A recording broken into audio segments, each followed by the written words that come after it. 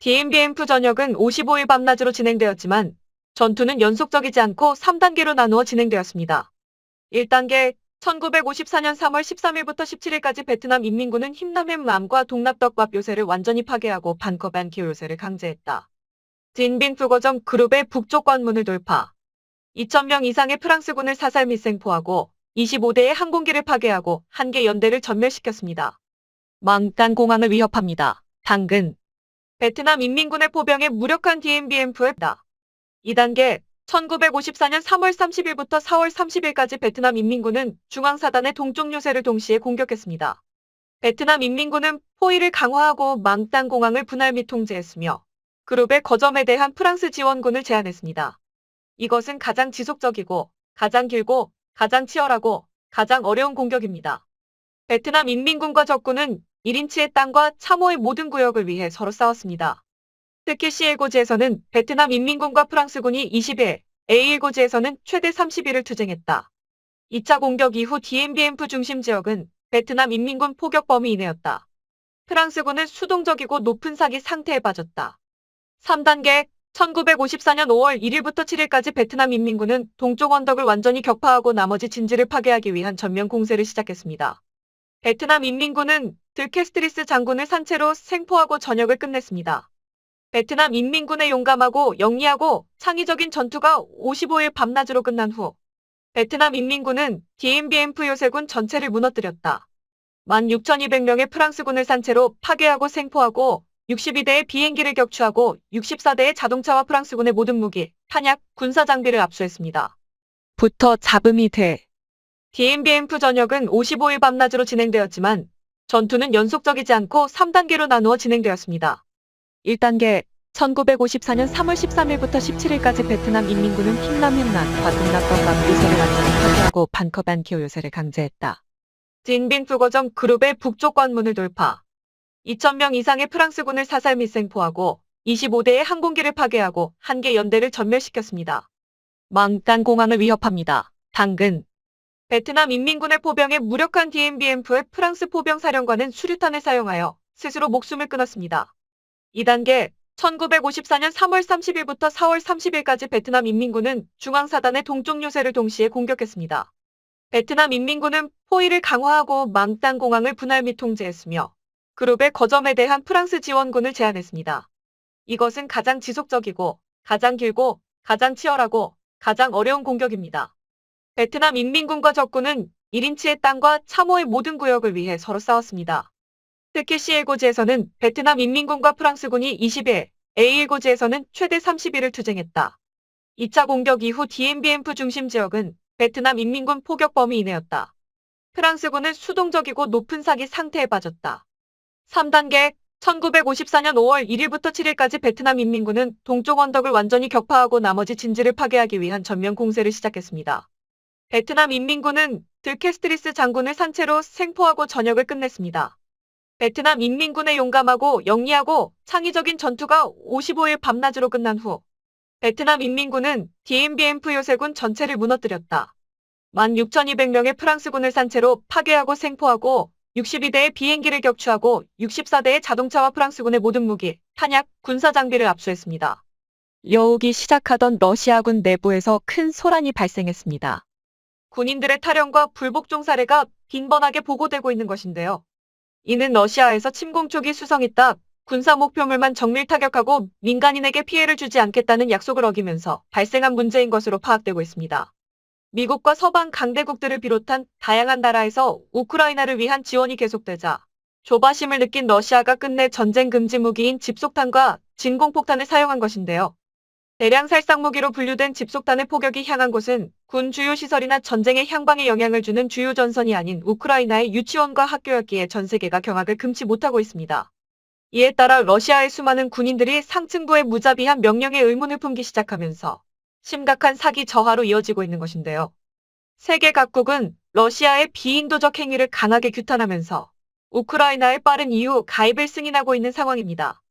한편 엉겁결의 나토군의 동부전산 최전방으로 부상한 폴란드에서는 언제 번질지 모르는 전쟁의 불시에 대비하여 전차와 대공포를 비롯한 동부전선 전수입 전력 강화에 주력하고 있는데요.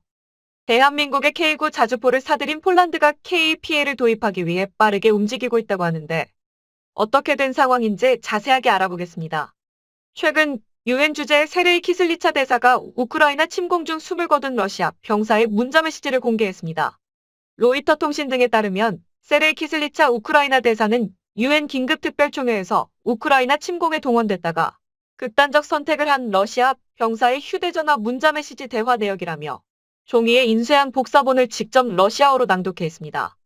이 대화는 러시아의 한 병사가 모친과 주고받은 것인데요. 모친이 왜 이렇게 오랫동안 답이 없니? 정말 훈련 중인이라며 안부를 묻자 병사는 엄마, 저는 크림반도에 있지 않아요. 이어서 병사는 엄마, 저는 우크라이나에 있어요. 여기서 진짜 전쟁이 일어나고 있어요. 정말 무서워요. 우리는 도시를 공격하고 있고 심지어 사람들을 해치고 있어요. 우리는 우크라이나에서 우리를 환영할 거라고 들었는데 그들은 우리 장갑차 아래 쓰러지고 있어요. 그들은 몸을 던져 우리가 지나가는 길을 막고 있어요. 그들은 우리를 파시스트라고 불러요. 엄마, 정말 힘들어요라고 심정을 고백한 뒤 몇 분 지나지 않아 석인 선택을 한 것으로 파악되고 있는데요.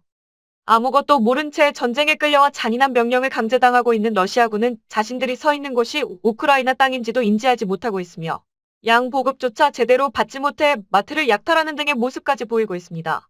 전쟁이 지속될수록 러시아군의 사기 저하는 심각하게 확산되고 있는데요. 에 따르면 우크라이나의 수도 키예프의 TV타워가 미사일 포격을 받았고 최소 5명의 민간인간이 공격에 휩쓸렸다고 보도했습니다. 전문가들은 이에 대해 명령체계가 흔들리고 있는 러시아가 군 내부를 단속하기 위해 정보를 차단하려는 의도로 분석하고 있는데요.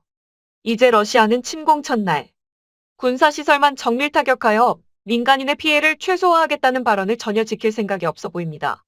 심지어 최근에는 러시아에서 국제법으로 금지된 전쟁 무기를 사용했다는 주장도 나오고 있는데요. 지난 25일 러시아군이 발사한 집속탄 여러 발이 우크라이나 동북부에 위치한 수미주 오흐티르카의 한 유치원을 포격했고 이로 인해 어린이를 포함한 3명이 휩쓸린 것으로 알려졌습니다. 집속탄은 한 개의 폭탄 안에 또 다른 폭탄이 들어가 있는 형태의 무기로 내부 소형 폭탄의 40%는 불발탄으로 남아있다가 대인지뢰처럼 터져 전쟁 이후에도 민간인에게 큰 피해를 줄 수 있어 비인도적인 무기로 지탄받아왔습니다. 이에 따라 국제형사재판소 ICC는 러시아의 우크라이나 내 전쟁 범죄에 대한 조사에 착수했습니다. 그런데 이번 전쟁에서 러시아가 또다시 금지된 무기를 꺼낸 정황이 포착되었죠. CNN은 취재팀이 러시아와 우크라이나 접경 도시인 벨고로드에서 진탄을 발사할 수 있는 다연장 로켓 발사대 TOS-1을 목격했다고 전하며 러시아를 의심하고 이었는데요. 옥사나 마르카로바 미국 주재 우크라이나 대사는 현지 시각으로 28일 러시아군이 오늘 진공폭탄을 사용했다. 이는 제네바 협약에서 금지되어 있는 것이라고 주장했습니다. 열압력탄이라고도 불리는 진공폭탄은 폭발력으로 피해를 주는 일반 포탄과는 다르게 화염과 폭발 압력을 키운 무기인데요. 가연성 물질과 분말가루를 넣은 탄이 목표물에 닿거나 근처에 도달하면 인화성 기체를 대량으로 살포하고 이를 이용해 폭발을 일으키는 방식은 식입니다. 이 폭탄은 위력이 강한 데다가 폭발할 때 핵폭탄과 비슷한 버섯구름이 생기는 경우가 있어 방사능 없는 핵폭탄으로 불리고 있는데요. 이렇게 끔찍한 무기가 민간인 거주구역에 투하된다면 어떤 결과를 낳을지 상상만 해도 소름이 돋습니다. 러시아의 손속은 날이 갈수록 잔인해지고 있는데요. 여기에 죄책감을 느낀 러시아 군사들이 고의로 군용 차량을 망가뜨리는 행위가 목격되었습니다. 뉴욕타임즈에 따르면 미국의 국방부 고위 관계자가 44사기가 저하된 일부 러시아군이 고의적으로 차량 기름 탱크에 구멍을 뚫었다고 말해 이목이 집중되고 있습니다. 이 관계자는 다수의 러시아군이 어리고 전투 경험이 없는 병사들로 이들이 현재 식량과 연료 자원이 부족한 상황에 처해 사기가 저하된 상태라고 주장해 수상했는데요. 이 때문에 일부 러시아군이 전투를 피하기 위해 일부러 군사 장비를 망가뜨리고 있다고 설명했습니다. 현재 우크라이나 각지에서는 의욕을 잃은 군인들이 곳곳에서 장비를 유기한 채 집단 타령을 벌이고 있습니다.